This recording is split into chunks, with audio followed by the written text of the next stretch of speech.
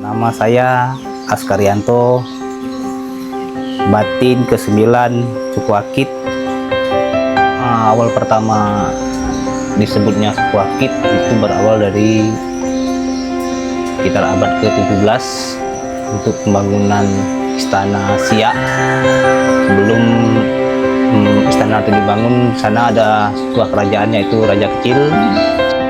Jadi untuk membangun istana diperlukan raja itu tenaga-tenaga dari beberapa orang-orang di Siak untuk mencari bahan-bahan seperti kayu dan yang atap-atap dari daun-daun yang ada di hutan. Jadi suku Akit bisa dikatakan suku Akit sampai sekarang itu karena dari salah satu yang kerja di hutan. Pertama menebang hutan, kedua merakit, ketiga meratas ataupun membersihkan sungai. Yang untuk suku hutan itu bagian penebang kayu sekarang ada disebut suku hutan. Kemudian untuk suku yang merakit ataupun merangkai kayu sekarang disebut sebagai suku Akit. Dan untuk yang membersihkan sungai ataupun yang meratas sungai itu sekarang disebut suku atas yang sekarang bermukim di desa Titiakar itu. Berarti pada suku Akit ini terdapat 3 pembagian ya? Iya, ada 3 pembagian dari amanat dari Sultan Siak. Kalau untuk sistem kepemimpinan suku Akit ini sendiri itu bentuknya seperti apa? Dari awal dulu yang namanya kepemimpinan suku Akit ya yang merangkap dari kepala desa, penghulu kampung, itu adalah batin kepala suku Akit. Sampai sekarang batin suku Akit masih ada, tetap dipanggil sebagai batin.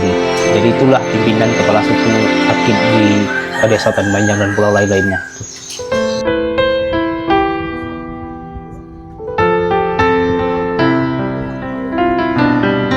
Untuk jadi seorang batin di suku Akit tidak ada dikatakan adanya pemilihan. Untuk menjadi batin biasanya itu melalui anak atau titisan darah, dan orang tersebut mungkin orang yang telah dipilih oleh para leluhur untuk terus menjadi pemimpin adat di suku Akit. Kayak gitu. Tidak ada pemilihan. Nah, bagaimana suku Akit ini bisa sampai ke Rupat Bengkalis ini?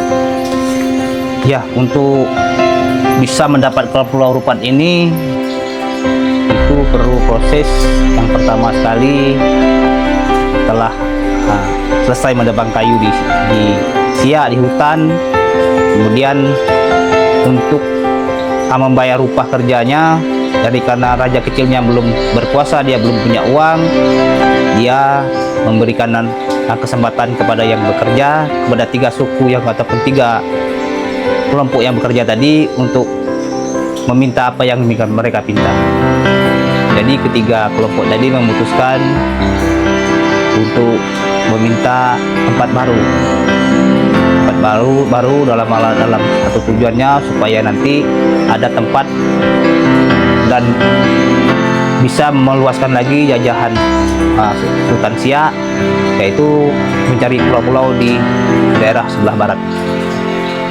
Jadi kemudian para 3 kelompok tadi diantar oleh kepada Raja di Laut melalui anggota-anggotanya untuk mencari pulau.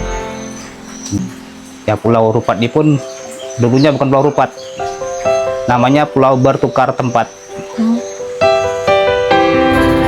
Kalau untuk kegiatan supranatural di Desa Hutan Panjang apakah masih ada, Pak? Tradisi yang masih diadakan itu namanya pengobatan tradisional yang disebut dalam bahasa Akitnya bedekeh.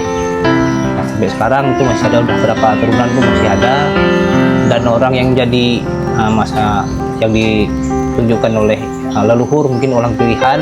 Jadi apapun upacara adatnya, upacara ritualnya masih menggunakan yang namanya bebuang, masih sampai sekarang. Untuk pengobatan ini biasanya penyakit apa saja ya Pak yang disini? Untuk penyakit yang diobati secara tradisional ataupun secara bedekeh itu mungkin penyakitnya nggak dikatakan di medis tidak ditemukan.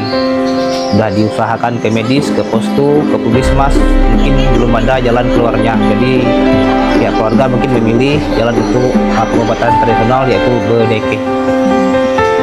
Kalau untuk yang mengobatinya sendiri ini biasanya disebut dengan sebutan apa ya?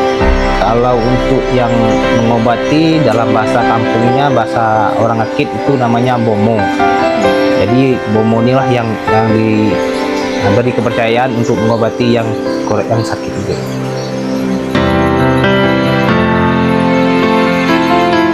Untuk menjadi bomo itu tergantung kepada, ada juga yang belajar melalui yang tertua, ada juga itu melalui titisan dari roh leluhur.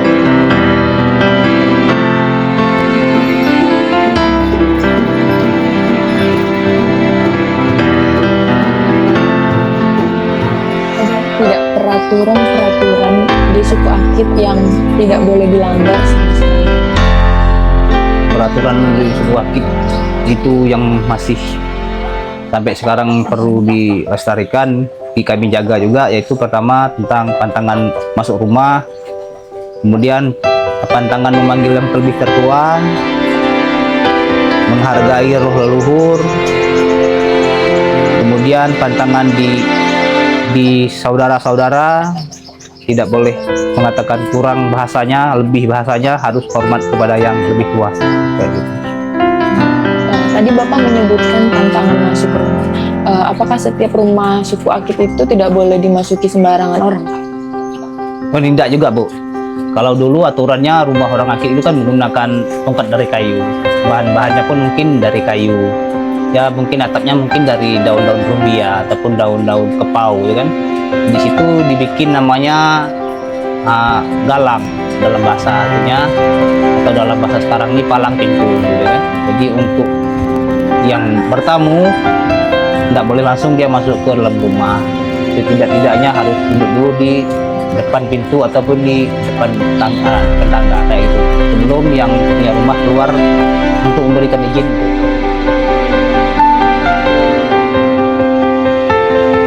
Kalau untuk mata pencaharian suku Akit sendiri ini biasanya bekerja sebagai apa ya?